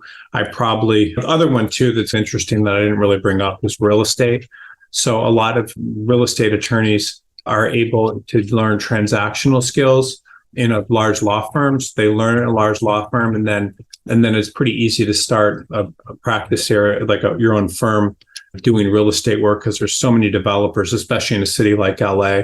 And I know a lot of people that succeeded doing that. So that's how I would do it. Now, one of the things I would say, even though I was a little down on large law firms, is I would recommend that if you can, it's always good to get a position in a large law firm first, just to get it on your resume when you get out of school. You also learn a lot of skills that you wouldn't normally have if you tried to work if you didn't try to work in a large law firm first. So you'll learn, for example, how to be to a better writer, better skills as a litigator. You'll learn in employment, you'll get exposed to a lot of different laws and ways of thinking, same thing with environmental. And so all these different practice areas, if you can, it's always a smart thing to try to get a position in a large law firm first, if you can, in the largest law firm you can, because really what you're getting in these firms is training. One other thing I wanted to offer that I don't understand young attorneys really with the kind of emphasis on most important. I don't understand a lot of the emphasis for young attorneys on salary, because really what you're getting when you work in a law firm is you're getting training. So a law firm, regardless of the size, is training you, and it's training you for free. It's training you and giving you a salary. So obviously it's a good thing to make a high salary, but a big firm, you get work training, and then meaning how to do well in your practice area. And then in a small firm, smaller law firms will give you training in the practice area, and you'll also learn how to bring in business, plus how to bring in business and operate a business. So each firm you could potentially go to work in is really an opportunity for training. It's just large firms. And so that's really what I think is one of the most important things for any attorney, especially young ones, to understand early in your career, is that you really shouldn't care about your salary. You're getting trained. And so getting trained is better than holding out for a salary, because people are teaching you how to be a better trainer. Like I went and did a clerkship when I graduated. So my clerkship paid, this is a long time ago, maybe $30,000 a year or something, or $35,000 a year. And then the law firms I could have gone to work with were paying like $100,000. But that was the smartest move I could have possibly made, because I was able to get litigation training with a judge, and that judge looked over my work, expected a certain quality, mentored me. And so that was an incredible experience. And I wouldn't have gotten that working in a law firm right away. When I got into a law firm, it was much more effective. So your objective really when you're young is to get training. And that's really the only thing you should worry about. And I know people don't believe it, but if you work for a small law firm, you're going to learn how they do business. You're going to learn how you can improve it. You're going to learn the mistakes they're making. You're going to learn what they're doing that's working well. And suddenly you're in a position to start your own business, and you're also trained to practice here. If you work in a large law firms, by the way, will train you to be a better attorney from the standpoint of being able to work on high-level matters and to produce good work product than a small law firm. But again, that's one type of training. They're not going to teach you how to run a business. So no business training, which is okay, but that's going to set you back, and this is going to give you business training. And again, most people don't think about this. They don't realize it. but it's definitely something that's important. Okay, thank you for this presentation. I'm a non-traditional student and I want to start a niche firm, consumer facing, as you stated. I would recall you explaining law firms teach new graduates how to practice law. So my question is, how does a law graduate with entrepreneurial intentions learn how to successfully practice law and service individuals? Okay, so there's a couple points that are important to understand about consumer-facing law. Most consumer-facing, if you're doing like commercial litigation, which would be the kind of litigation, you have to prove and argue all sorts of very complicated stuff. You have to argue the law against other sophisticated attorneys that are coming up with laws and things, and the proof of an issue is very difficult. And so it's really, things are won based on the stat, based on how well you write things and how persuasive your arguments are, the law you find. But with personal injury, as an example, the big thing is someone's hit by a car. There's not a lot of complicated proof. And all you really need to do is you need to buy a car, not too difficult. You just need to basically know how much you can hold out for. You need to be able to establish causation, and it's just not as sophisticated. So when I say it's not as sophisticated, it's basically more on the side of what does the attorney believe they can do? There's just a bunch of different questions that are less important. Same thing with family law. Like a lot of these family law and these practice areas do not require a lot of skill in terms, and I don't mean this as an insult, but they don't require the level of detail and thought most of the time that a lot of the practice areas that large law firms do. And that's not to say that the people doing these practice areas aren't smart. It's just to say that they're not as difficult. So you can start a personal injury law firm. You can start a family law firm. You can start an immigration law firm. You can start all of these types of law firms. I've seen people do bankruptcy. I knew a woman that worked for me and went out and started a bankruptcy firm with no knowledge of helping consumers do bankruptcy. So all of these types of firms, if you are entrepreneurial, you can go start. I've seen tons of people do it with no training, and you can be very good at it. You can learn the law as you go along. And so it's not that difficult. There's also things like tax resolution. And the nice thing about these consumer-facing practice areas, which I think is interesting, is consumer-facing practice areas have support networks. So there's all sorts of, if you search for people that will, support groups for personal injury attorneys, there's literally entire websites with courses and meetings of people and all these sorts of things that will help you learn how to be a personal injury attorney. There's ones that will teach you how to do family law. There's all these courses out there that help people that are trying to do this stuff, not just courses, but in these forums with weekly teleconferences or video and all these sorts of things. So there's all these things out there to help you if you want to do it. And they basically are showing you, how do you run a business? How do you make money? How do you do social media? How do you do all these things? So you have a lot of opportunities to learn all this stuff if you're able to, if you're interested in them. And there's courses, there's books on Amazon. There's just all these things that will show you how to do this work. So it's really not that difficult to learn. And it's fun because if you're motivated, you'll absorb the knowledge out there and you can do very well. Okay, so this is the same question. How can you provide insight for candidates who may not have graduated from the most prestigious schools but are seeking employment at high-profile practice law firms? How can they navigate this landscape effectively? Okay, so I'm going to say some things that aren't very nice to help you, and I'm just going to be very clear about this because it's important. So if you did not graduate from a top law school, you will have to work harder to prove yourself. You will be more vulnerable to layoffs. So just think about it this way. If a firm's laying people off and has a choice between someone that went to not a great law school and someone that went to Stanford or something, you're more likely to get laid off. You may also have not the same intellectual firepower. And I'm saying this because it's not a nice thing to say, but I want to explain to you why I'm saying this, power as other attorneys.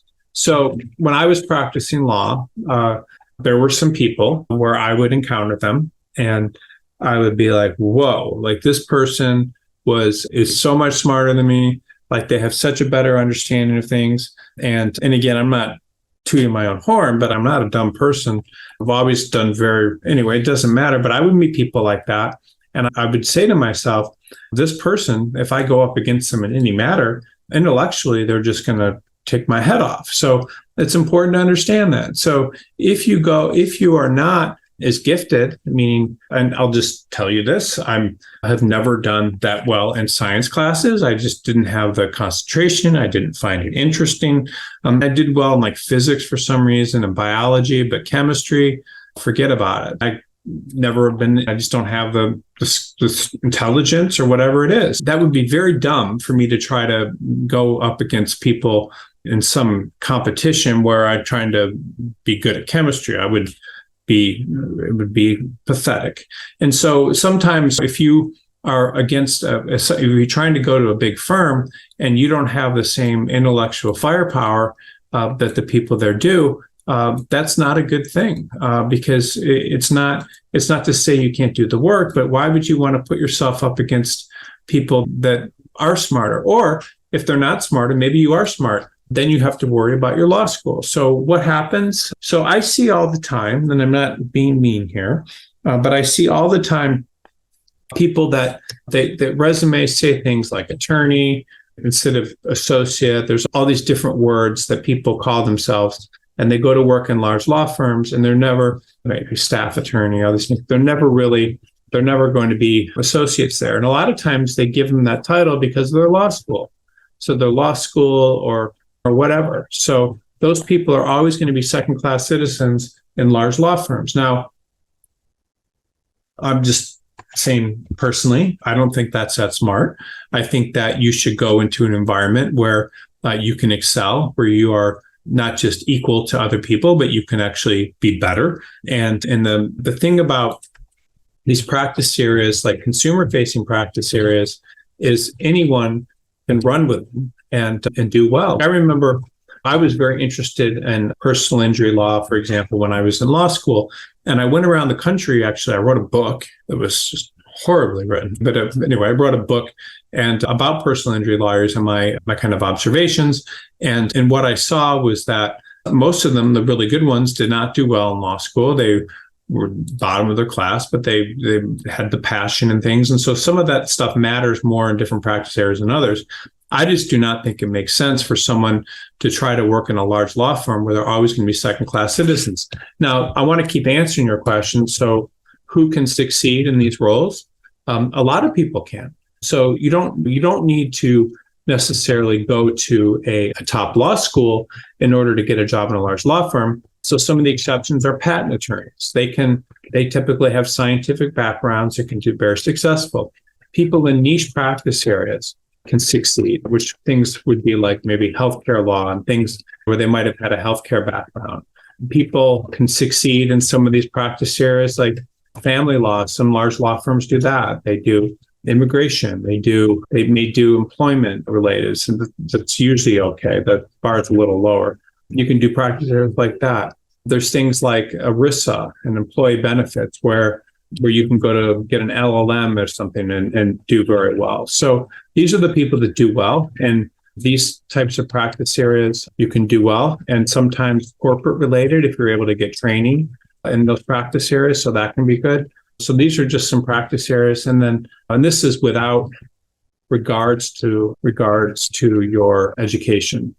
So these are the people that do well. If you're a patent attorney, people are more interested in your scientific background than your law school. But the thing you need to realize about these trying to work in a large law firm is the problem is that other attorneys in the firm are aware of your qualifications and they will hold it against you. I'm just being honest, will hold it against you. And not only that, but law firms have large ones, work for general counsels and so forth, and they're always aware, and they are aware of your qualifications, and they expect good qualifications. So I'm not trying to rain in your parade. I don't want to make it seem like people can't get jobs in large law firms without the best backgrounds. You don't need to have gone to a prestigious law school to get a job in a large law firm. But in order to get a job in a large law firm, if you didn't go to a top law school, non-top law schools require awesome academic performance. So that's just, what it is. And so that's just how it works. So if you don't have awesome academic performance, it's very difficult. So again, I apologize for providing you so much information. I apologize for upsetting people because that's not my intent. But my intent here is to tell you that if you are trying to push for something that where you may be at a distinct disadvantage, then that's not always a good thing. Now, the big thing I would say, though, is that if you are driven and it's more important to you, it's extremely important to you to work in a large law firm, to do this and succeed, you can. So you just need, you can. So I'll tell you a quick story and then I'll move on to the next question. So I remember there was a woman in Chicago, well, it was a recruiter that's no longer with us, but a recruiter in our Chicago office that had been working with the same woman since she had been an associate and helping her move firms. And so when she was a young associate, she started off at a firm that wasn't that prestigious, meaning that I barely worked for corporate clients, and it might have been the equivalent of two that I was talking about today. And so she worked for that type of firm. And then the recruiter got her a job at a little bit bigger firm, a little bit bigger firm. And then eventually this woman started building a big book of business. And she got to a $3 million book after 15 years. And then she got a job in the AmLaw 100 law firm. And then she wanted to keep improving the quality of law firms she worked at. So then it was like, she was more concerned about working for like a major brand name firm, think like Latham or Skadden or something. And they would be like, you can come back when you've got 10 million. And so she just kept improving and didn't have the law school pedigree, didn't get that kind of job out of law school. But that was her whole obsession, or what she wanted to do is work in a big law firm like that. And she eventually got to a law firm that, I don't remember which one it was, but it was a huge, very well-respected law firm that was just pretty amazing, and what a great job she did. So that's just how it works. So if you want any of this stuff, you can get it. There are obstacles in the way, but if you're motivated enough, you'll figure out how to get it done. You'll study it, you'll get yourself psyched up, you'll get motivated, you will learn how to motivate yourself, you'll do all these things, and it will put you in a position where you can actually get this type of position in the long run. So if this is what you want, this is what you can have. But you need to motivate yourself and think about it. And you need to watch things like educational things like I'm doing on this webinar. We'll go back and watch old webinars. And so that will help you more in the long run. Okay, can you discuss resources or platforms that attorneys can leverage to find job opportunities in niche legal practice areas, legal writing, legal entrepreneurship, or legal education outside of traditional academic roles? Okay, I operate a site called Law Crossing. You can search for non-traditional things there. You can go to job boards and search for that sort of thing. You can, and then as you are interested in different things, now I don't know that you can find jobs in legal entrepreneurship, or legal education. I'm not exactly sure how that would work, but you can find those things. Most of the time when you're looking for those type of opportunities, you need to put yourself in positions where, you need to put yourself in a position where you can find them. I don't know how to position where you can find them. Sorry, I'm just writing this down. What does that mean? That means that you want to be in a position where where those positions come to you, where you're learning about them. So the idea would be you would find people that are doing legal writing as a career, and you would ask them, how do you get the job? What did you do? And if you wanted to find entrepreneurs that are legal, you would find them and you would ask them, how did you do it? What did you do? Do you know of other things? Legal education, you would find the kind of people that do that, and you would ask them, how did you do it? What did you do? And so a lot of times the things that are most difficult for people to do, which are networking and contacting people and messaging people, most people that are successful at something actually do want to talk to others, want to tell others how they became successful, what they did. And so that's a good opportunity for you is if you do things that way. So I don't know that there's for there to be a platform or a resource for people to discuss this sort of thing. You would probably people that these opportunities aren't always advertised. You can also search top law schools. There's forums on there that can help you. There's also forums where people discuss this sort of thing. More stuff is discussed. You can also search Reddit. Sometimes Reddit has stuff which is fun, and those are some with discussions and things. So those are some ways that I would recommend if I was doing it. These are great questions. Thank you, everyone, for asking these. Really good questions. How do you recommend job seekers assess the long-term growth potential of smaller firms compared to larger ones, especially considering the prestige associated with different practices? Okay, so my advice is to try to get the best job you can when you're young. Get the best job you can, and then as you start assessing different practice areas. So whatever the practice area you want to do, if it's family law, you want to do the same thing. You want to get a job with the best people in the market, with the best attorneys, the best firm or attorney in the market. And the same thing with every practice area. Everything you're doing is learning. When you're learning at a big firm, you're learning a certain way of thinking and a certain way of approaching problems. And then when you start in the consumer-facing practice area, you're learning business. How do they get work? Plus, you're learning how to practice that practice area.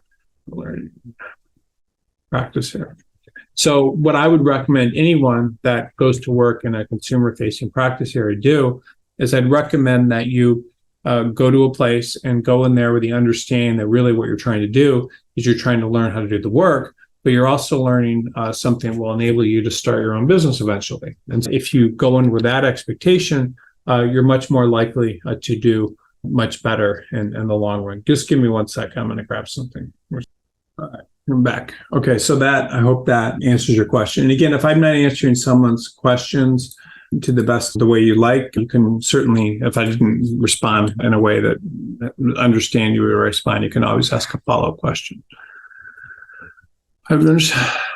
Okay, so this is a good question. So how do you get positions with small law firms as opposed to large law firms? So anytime you're applying to any type of position with any type of law firm, there's a couple of things you need to be aware of. So the biggest thing that every law firm and every large or small is looking for is some sort of connection. So what does that mean? That means that you're able to connect with decision makers or people inside of those organizations in a way that is meaningful and it makes them want to hire you or talk to you. So what happens when everyone reviews resumes, and I review hundreds each day, is people will look at a resume and they'll reach conclusions about someone based on the content of the resume, or they won't review the resume at all. So if you're a law firm and you post a job, what'll happen is you'll get a bunch of resumes like in the first day or two. So many resumes that you may only look at the resumes that come the first couple of days and then schedule interviews based on that, because you can't possibly keep up with all the resumes that come later. So that's one thing. If you, and the same thing with smaller firms, they may not get as many applications. They may not even get any good ones, but they will get application. So what you need to do in that kind of situation is what do you do to stand out? The only way to stand out is to get the attention of people that are making decisions. And so one of the things that I've found that's remarkable and works, I've had people literally walk into my office before when I had jobs and say, this is my resume. I'd really love to interview for this position or something. And that works. That's bam, you're like right to the top of the pile because you walked in and gave your resume, or it looks like you're interested. Or people that will call up and say, this is a position I'd really like, I'm really interested in it, and leave a voicemail or something, that gets your attention. So you don't want to come across as crazy or something, but you need to try to get the attention and connect with decision makers. That could be being in the same, event as they are. There's all sorts of ways. The thing I think that's important, especially when you're talking about transitioning to a smaller firm, is to make contact with people in those firms that can potentially help you. And you can explain to them your interest in their firm or why you like to work there and get their attention. And I can just think of all the people that I've interviewed and hired in the past, the people that were able to make a connection with me typically were the ones who were hired. For a long time, all the recruiters at BCG were all from firms that were through people that knew people. So if someone in our firm recommended someone else, then I would hire that. That's how things work. So the idea is better you do and making the connection, the better. Same thing with if you're at a small firm trying to work in a large law firm. I'll never forget, it wasn't too long ago, I was talking to a guy that had graduated from like Rutgers or something. And then you saw 6 months after his graduation, he was suddenly at like Baker McKenzie or some giant law firm in New York. And I'm like, how the heck did that happen? And he said that he was used to walk his dog every morning to the dog park at 6 a.m. or something. And there was always this guy there that was also walking his dog. He talked to him and got to know him. And they talked every morning and eventually got around to the guy asking him what he did. And he said, I was graduated from Rutgers and I don't have a job. And suddenly, because of that connection, he was at this giant AmLaw 50 law firm or whatever it is. So this can happen. You can get jobs in giant firms and things, but you have to make a connection. And that's what everything's all about. Everybody wants real connection. So social media is just not real connection. Sending a resume is not real connection. But to the extent you can make a connection with people, whether you're trying to get into a large law firm or a small law firm, that's really what gets things done. So if you're just applying to a large law firm and think you're going to get hired, if you don't have those type of qualifications, they're just going to bring in the best person they can get. It typically won't be you if you don't have the greatest qualifications. So you're playing a losing game. But if you're able to make connections, then you can do all those sorts of things. Especially think about if you're a attorney with your own small law firm and you don't think anybody's going to want to work there, and all of a sudden someone shows up and says they'd really like to learn from you, that could be very meaningful for you. Okay, so meaningful work. So it depends on what you believe is meaningful work or not. But what is meaningful work? Well, meaningful work could mean, most trade-off between the prestige of the work potential for meaningful work in a small. Notice that attorneys often face a trade-off between the prestige of a well-known large firm and the potential for more meaningful work in a smaller law firm. Can you discuss factors to consider when evaluating the trade-off and how it can affect one's long-term career prospects and job satisfaction? Okay, so there's kind of two types of meaningful work. Work for a large law firm is meaningful work. So you will be exposed to how to do work in a very sophisticated way with a bunch of smart people fighting against other smart people. So other smart people. Sorry, I'm just tired today. Okay, so what does that mean? So when you're working with really smart people, you're picking up ways of looking at problems, or ways of analyzing things, ways of how to look at problems in a different way. And this is going to make you smarter and make you a better attorney and smarter. So it is very important, to the extent you can as a young attorney, you don't have to, but to work at the best law firm you can with the best attorneys you can. So I'm not saying you need to go to work in a personal injury attorney or divorce attorney or employment type stuff right out of law school. But if you can, but working in the best law firm, you can make you a better attorney with the ability to see and analyze problems and understand things at a level that you might not necessarily learn in a smaller law firm. So there's really no trade-off for that. And that training is excellent. Now, if you can't get that training, that's okay. Because the thing about a lot of consumer practice areas are more about passion, sometimes more about passion and drive than other stuff. Not always. Drive, skilled, etc. So you just have to keep that in mind, that it's not always a huge trade-off, but so those are some of the things that I would bring to your attention. That's the trade-off. Your long-term career prospects in a large law firm are more unclear.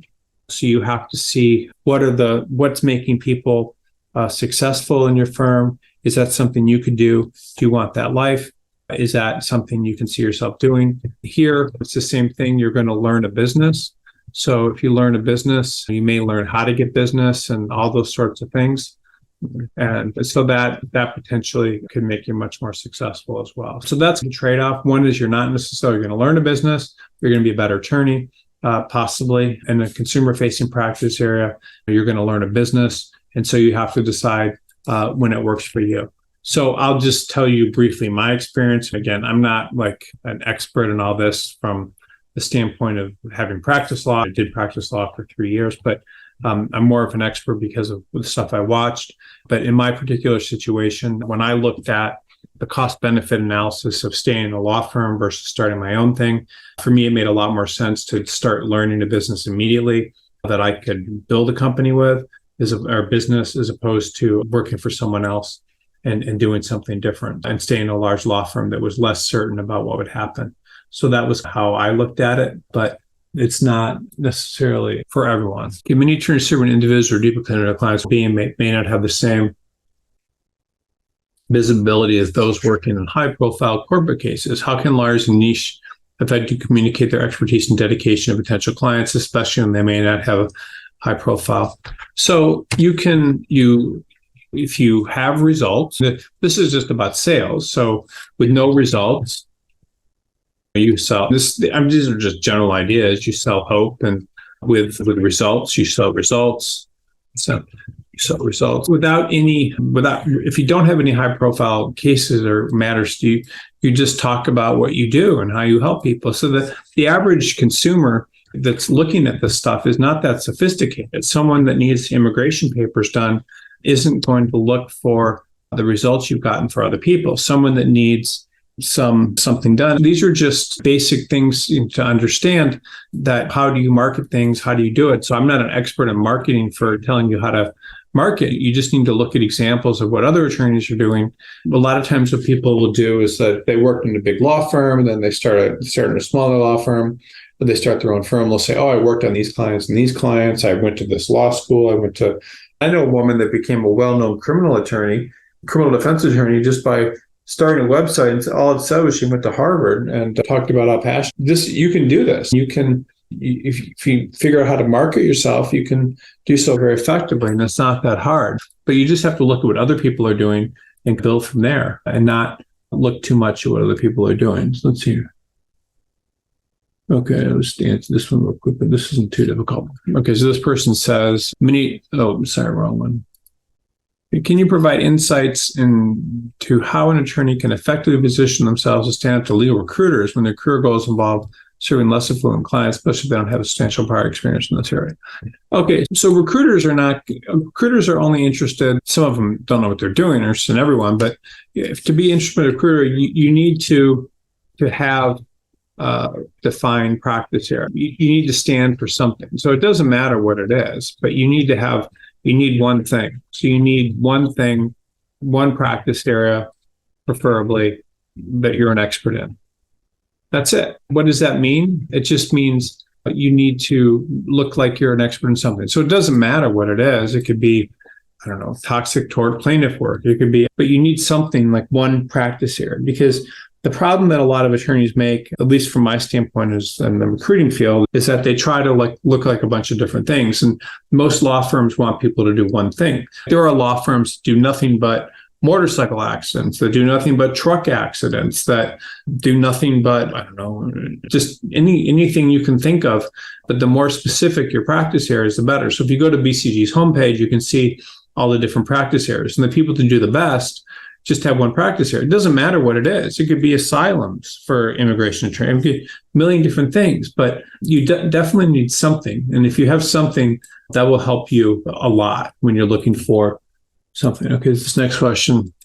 I want to overcome a lower GPA when due to family event and applying for a new school. I'm not sure what that means, but it doesn't matter for consumer-facing firms. Meaning you're working for people, firms, they don't care really about your GPA. GPA also does not matter when you're a few years out of law school. That's it. You don't need to worry too much about this stuff. So You overcome your GPA by applying to firms that don't care. If a firm cares, no one's going to sit around looking for an explanation that there was a family event. This is why my GPA was low. If you have to do that, you're not going to get the job. No one's going to care that you didn't get a high GPA. If you didn't have a high GPA, you didn't go to the best law school, it doesn't matter. You just need to find people where it doesn't matter. And plenty of employers, most employers, unless it's like a huge law firm, but tons of competition for openings and lots of people that they need to distinguish between, they're not going to care. So the idea with GPA, just so everyone understands, and just I'll write this, it's just a tool, really, for employers to discriminate, to evaluate students from the same school. If you're an employer, just say it's like, I don't know, Wayne State in Detroit.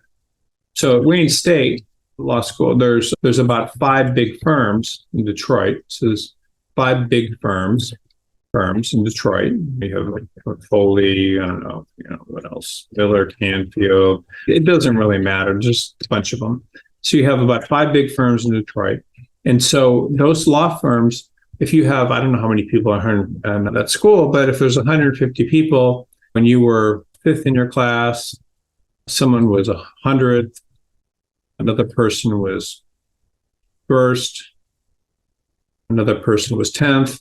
This is just, so if these firms hire one person per year out of this local law school, the only person they're going to hire, they're going to look for the highest GPA people, because these are the only people they have to discriminate. So they're going to be worse from the 5th, and let's just call this the 12th, 14th, and then 1st, 3rd. They're going to be more interested in the 3rd than the 10th, and more interested in the 10th and the 14th. And so they're just able to evaluate people from the same school about who's more desirable. But no one cares when you're out for a year or two. What are your practice areas? So there's 300 practice areas. If you look at BCG, there's 300 practice areas. Obviously, it's more about your practice area when you're out for a while, the practice area and the quality of firm, than anything else. So that's all people really care about when you've been out for a while, is the practice area and the quality of the firm you're at. So that's really the most important thing to think about. Okay, let's see. This question live. Okay, what do you do if you did graduate from a top law school, but went to small law firms where partners are rationally intimidated, and so you are afraid of jeopardizing your job and don't realize the training that you need?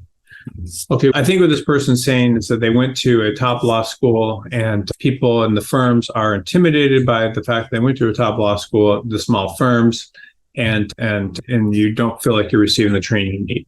So the first thing is you need to forget about where you went to law school. Where you went to law school doesn't really matter. I know it does to you, but the most successful attorneys, honestly, the ones that do the best, don't even talk about their law school. If they went to Yale or something, they do, but the most successful attorneys don't really make their law school something. Why would you let something like that ever upset people or make them think that you're better than them or whatever? You need to act that you can learn a lot from people and ask them a lot of questions and make them feel important. So I know people, just by the way, that went to Harvard and things, and it's like the first thing they'll talk about within the first 2.5 minutes of meeting anybody, they'll start saying out east and whatever, and they'll just bring up the college. But you don't need to do anything that makes people feel intimidated and turns them off. Why would you? So you don't ever want to, if you went to a great school, you don't ever want to bring it up or act like it makes you better than people or act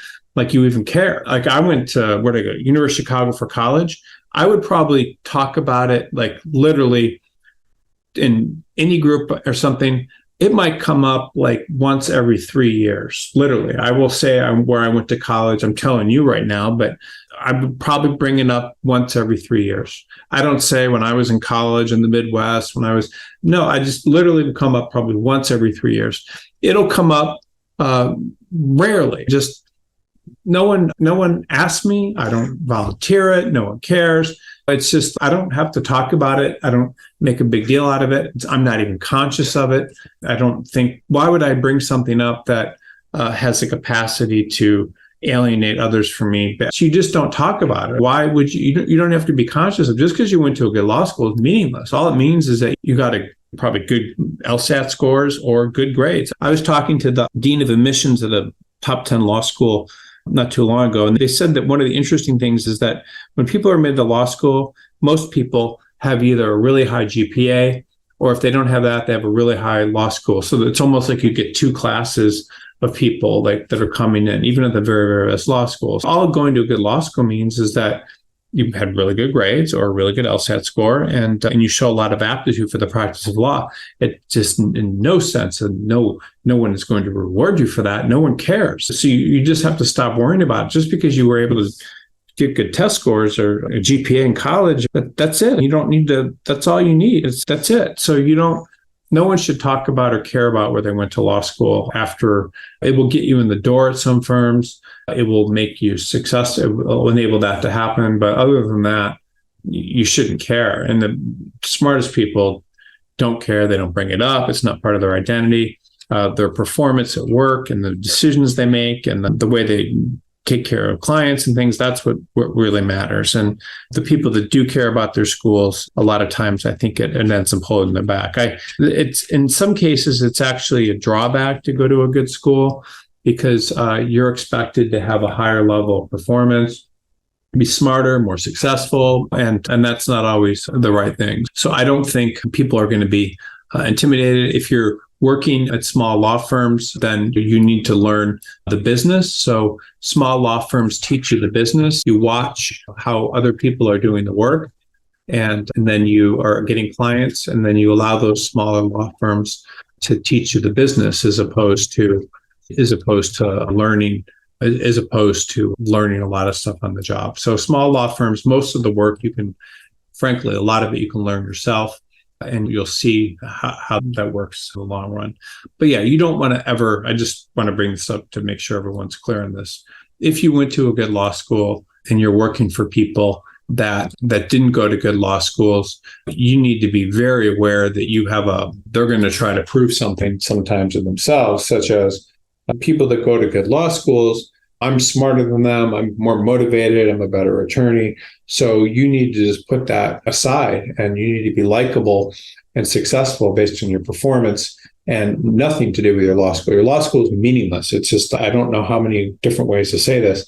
It will get you in the door somewhere. But other than that, you can't allow it to hurt you, especially at smaller law firms. And the second you act like you think you're better than anyone or smarter or anything like that, these law firms people in those law firms will destroy you. Just keep that in mind. Okay, thank you everyone for being on this webinar, and thanks for all the questions. I think this was a very important webinar. I hope everyone understood the topic. I know it was rambling in terms of there was a lot of material, but I do appreciate it, and I hope this was helpful. And I will see everyone next week. Thank you.